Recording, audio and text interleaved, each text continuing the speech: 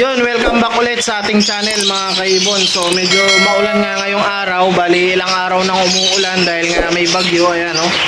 So kaya medyo madilim dito sa ating ibunan, kaya nagbukas muna tayo ng ilaw mga kaibon, ayan oh. So medyo makalat din mga kaibon, maputik-putik, may tubig dahil nga yung lakas ng hangin mga kaibon, pumapasok yung tubig. Pero update ko na rin kayo ngayong araw mga kaibon doon sa mga pinaposter nating itlog ng kakatail. So kung matatandaan nyo yung mga kakatail natin dito sa taas mga kaibon, iniwan niya yung kanyang mga itlog, kaya pinaposter natin dito sa mga local budgie natin. Balik kahapon nga napisa yung isa mga kaibon, and then yung pangalawa ngayong araw, kaya ipapakita ko sa inyo yung mga painakay. Balik kung matatandaan nyo, dito galing yung mga itlog mga kaibon dito sa mga breeder nating back to back follow, ayan. Bali nilipat na nga natin sila sa loob dito sa ating aviary. So meron na tayong mga cages dito. Ayan yung mga bagong dating natin na cage. So ipapakita ko sa inyo mamaya yan. So dito nga galing yung dalawang itlog na pinaposter natin dito sa ating mga budgie, mga local budgie. Bali tinayuan niya mga kaibon nung hen yung kanyang mga itlog.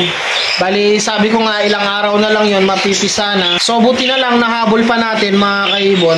So magandang bagay yung inoobserbahan natin yung mga alaga natin para alam natin yung behavior nila mga kaibon. So kung medyo tumagal pa yung itlog, hindi natin pinaposter, so hindi na mapipisa yun, mamamatay lang mga kaibon. Pero dahil nga naobserbahan natin yung mga ibon natin, alam natin yung behavior nila mga kaibon, kaya nahabol pa natin yung itlog, and then nilipat natin dito. Ayan, ipapakita ko na sa inyo yung mga painakay nila dito. Bali nagpo-poster dito mga kaibon, mga local budgie. So meron nga tong itlog yung mga local budgie natin, tinanggal natin. Pero infertile naman yung kanilang itlog dahil nga basal sila mga kaibon. First egg nila yon. So buti nga napapisa niya yung mga itlog ng kakatail mga kaibon. Ayan, papakita ko sa inyo. Ayan o, inuupuan pa niya mga kaibon.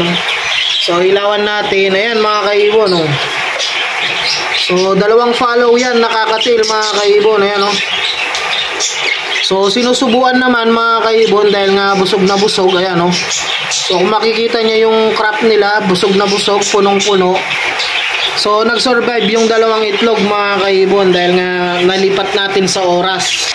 So mga ilang days lang naman mga kaibon, kukunin na natin yan dahil nga mga kakatail yan, hindi nila yung susubuan pag medyo malaki na mga kaibon. Kaya bago sila lumaki ng husto, kukunin na natin para hand feed na lang natin, tayo na lang magpapalaki mga kaibon. So kung hindi natin naagapan, sayang din yung dalawang paitlog na yon mga kaibon. So buti na lang nahabol pa natin. And then update ko na rin kayo dito sa ating dating aviary. Bali naglagay na nga tayo ng mga cage dito, ayan mga kaibon oh. So pasensya na sa dumi dahil nga pumapasok yung tubig mga kaibon. Dahil open yung side natin dito, ayan o.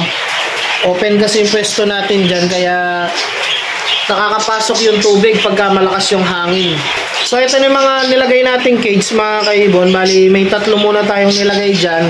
And then naglagay tayo ng 12 by 12 na nest box. Dahil nga mga kakatail or GCC ang ilalagay pa natin dyan. Pero may nauna na tayong pair dito mga kaibon, ayan o. So meron tayo ditong CS Gray na cock na split ino mga kaibon, ayan. And then yung ating Lutino hen mga kaibon, ayan o. So proven breeder na yan mga kaibon, bali hindi na tayo masyadong maiinip. And then ito naman yung dalawang cage dito, bakante pa. So nag-iisip pa tayo kung GCC or kakatail lang ilalagay natin. Pero naka-ready na yung cage mga kaibon para pagka may nakuha tayong ibon, ilalagay na lang natin. So bali ganito pala yung ginawa nating setup. Ayan, bali tatlong layer muna yung mga cage natin hanggang dito sa labas. So in case naman na gusto pa nating magdagdag, pwede pa natin yung patungan mga kaibon, ayan o. So pwede pa tayo magpatong sa taas nila, ayan. So marami pa tayong cage na pwedeng ilagay dahil nga pwede pa natin patungan. So ayan na muna yung video natin ngayong araw mga kaibon. Bali in-update ko lang talaga kayo dito sa ating mga papisang painakay na pinaposter natin. So mga ilang araw lang naman tatanggalin na natin yan para i-hand feed natin. So ayan mga kaibon, bali hindi na natin masyadong patatagalin dahil nga medyo umuulan din. So, ayun, bali hanggang dito na lang muna. Update ko na lang kayo sa mga susunod pa nating videos. So, huwag nyo kalilimutang mag-like, share, and subscribe. And i-click nyo na rin yung notification bell para updated kayo sa mga susunod pa nating videos. So, happy breeding sa inyo mga kaibon. And ingat!